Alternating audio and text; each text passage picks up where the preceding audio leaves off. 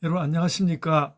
11월 24일 목요일 영상 새벽 기도회입니다. 오늘 본문 말씀은 다니엘 11장 20절로부터 35절까지 말씀입니다. 어제 제가 그 역사적인 추이를 끝까지 말씀을 드리지를 못했는데요. 거기가 쭉 이제 프톨레미 1, 2, 3세와 또 셀류키드 왕조의 셀류크스라고 불리는 왕들과 안티오쿠스라고 불리는 왕들의 연결로 되어 있는데 마지막 부분은 안티오쿠스 3세의 그 내용으로 되어 있고요. 그 안티오쿠스 3세는 역시 셀류키드가 프톨레미를 좀 압박하는 그런 내용으로 되어 있고 그 힘이 프톨레미보다 확실히 강했던 것으로 보입니다. 그러나 이제 로마가 그 중간에 이제 셀류키드를 침범함으로 인해서 더 이상 어떻게 할 수 없었고요. 그 뒤를 이어서 오늘 본문 말씀은 그 안티오쿠스의 아들 안티오쿠스 3세의 아들 안티오쿠스 4세, 그가 가장 나쁜 왕으로 불리는, 스스로를 에피파네스, 신의 현신이라고 스스로를 자칭했던 바로 그 나쁜 왕 안티오쿠스 4세입니다. 오늘 말씀은 그에 대한 말씀으로 되어 있는데요. 어제 못다 드렸던 말씀과 또 오늘의 안티오쿠스 4세, 그에 대해서 이야기하기보다는 그 시대의 이야기, 또 그와 관련해서 우리 성경의 어떤 뜻, 이런 것들을 제가 좀 정리해서 말씀드리겠습니다.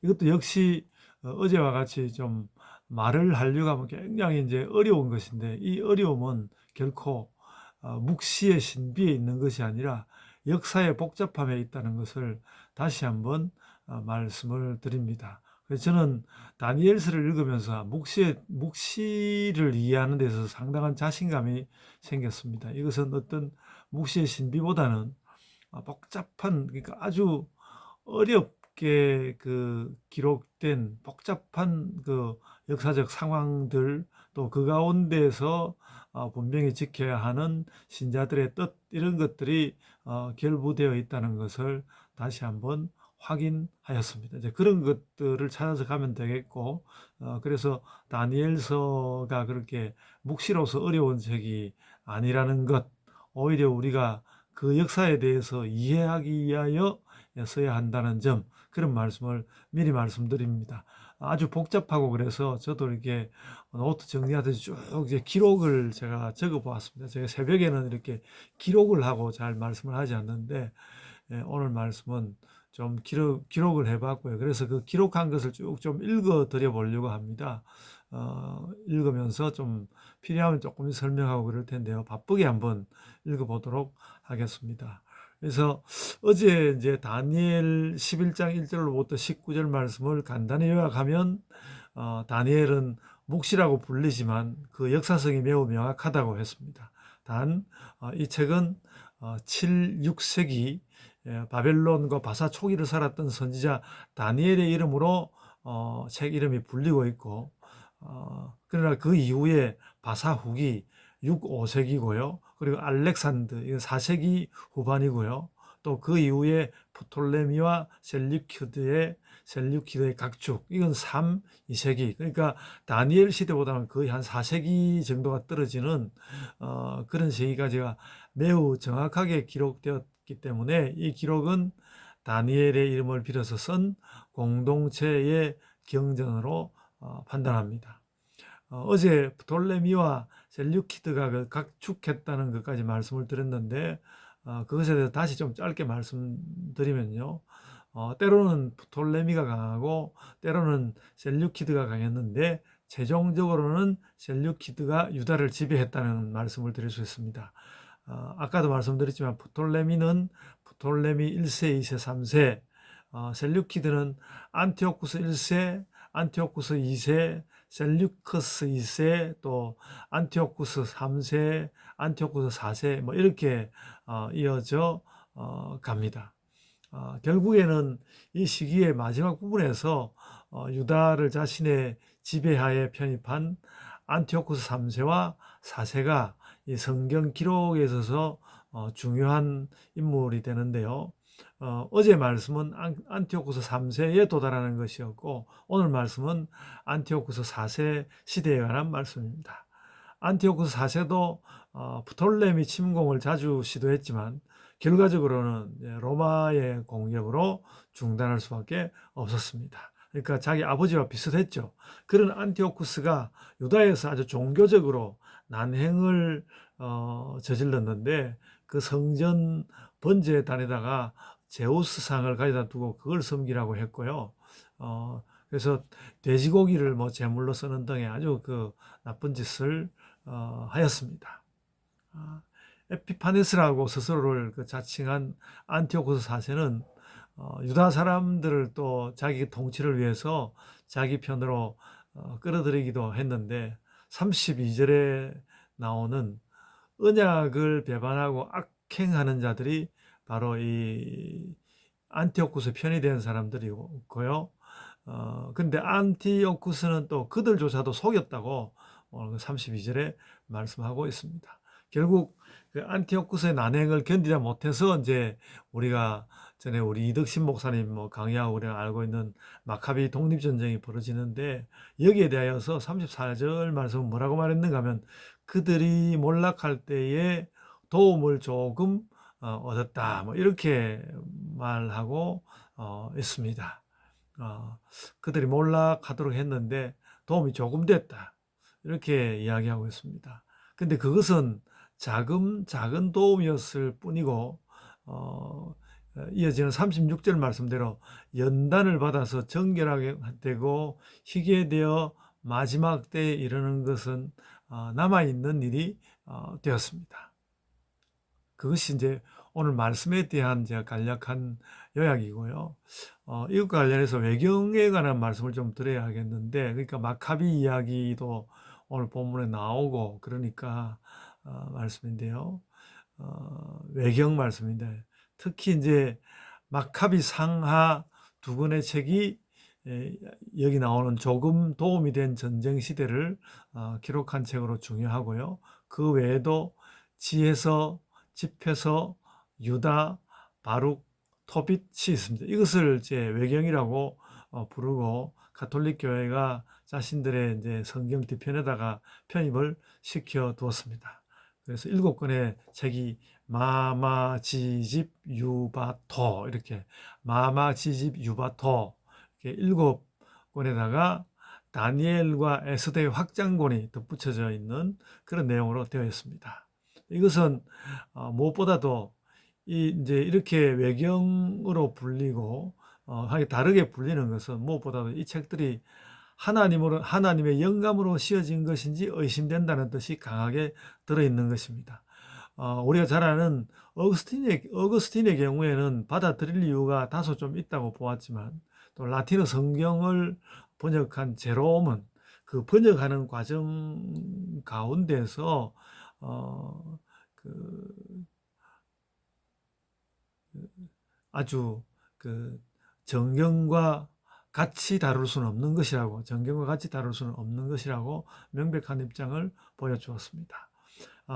근데 가톨릭이 이 외경을 중시하는 어떤 교파적인 이유가 있는데요. 이 교파적인 이유는 뭔가 하면, 이 책들에서 말하자면 자신들이 주장하는 연옥 교리를 세울 수 있기 때문에 그런 것이 아주 중요하고요.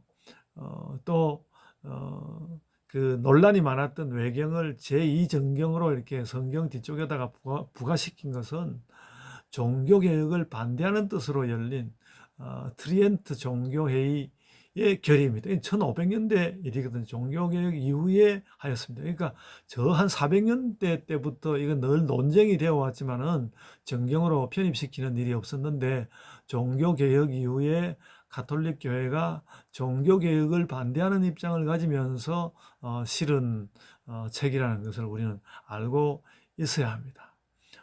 따라서 종교개혁교회는 이것이 제2정경으로 불리는 것에서 반대하고요.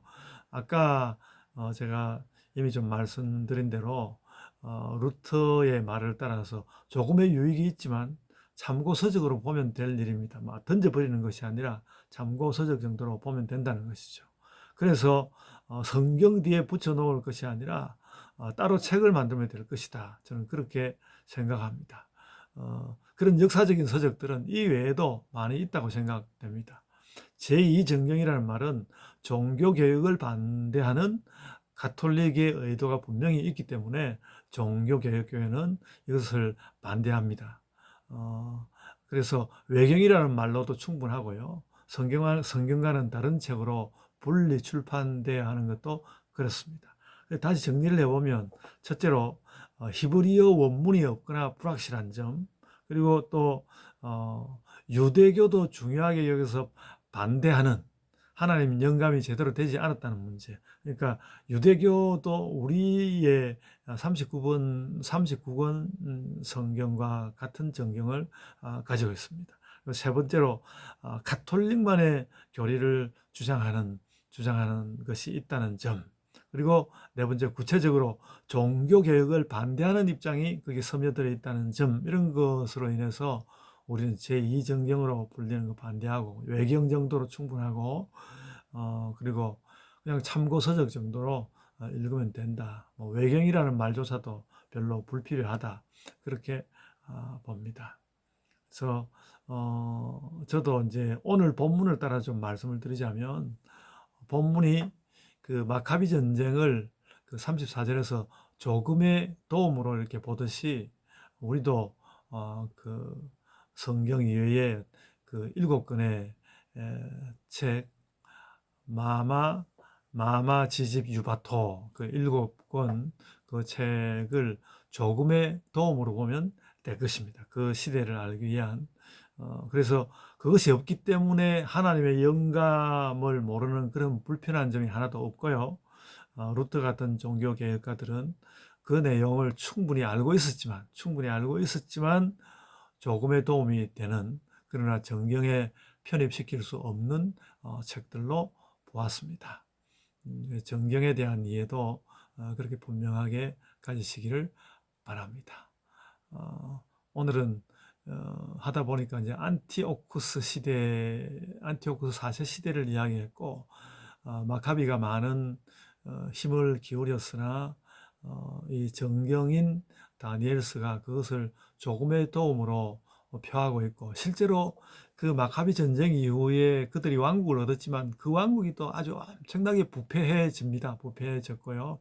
그래서 결국은 예수 그리스도께서 오셔야 어떤 하나님의 뜻이 제대로 이루어지는 그런 것을 역사적으로 우리는 확인할 수 있습니다.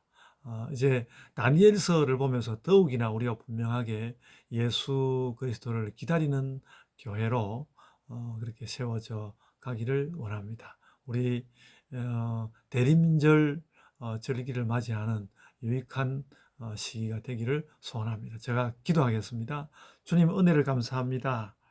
오늘의 말씀으로 저희가 하나님의 역사도 더 하나님의 영감 가운데서 깨닫고, 또 성경에 대하여도 보다 명확한 뜻을 알고, 또 우리가 이렇게 종교개혁에까지 이르며 하나님을 잘 믿는, 오직 믿음으로 살고 하나님의 전적 은혜로 살려고 하는 이 일을 우리가 더욱 명백히 깨닫고 주의 백성으로 살게 하여 주옵소서. 주께서 오늘도 은혜를 입혀 주옵소서. 감사하옵고 예수님 이름으로 기도드리옵나이다. 아멘. 하늘에 계신 우리 아버지여, 이름이 거룩히 여김을 받으시오며 나라가 임하옵시며 뜻이 하늘에서 이룬 것 같이 땅에서도 이루어지이다. 오늘날 우리에게 일용할 양식을 주옵시고, 우리가 우리에게 죄의 전자를 사하여 준 것 같이 우리 죄를 사하여 주옵시고, 우리를 시험에 들게 하지 마옵시고 다만 악에서 구하옵소서. 나라와 권세와 영광이 아버지께 영원히 있사옵나이다. 아멘. 예, 오늘도 좀 말씀이 길어졌습니다. 그래도 꼭 좀 잘 들어주시기를 바랍니다. 감사합니다. 각자의 기도로 기도하겠습니다.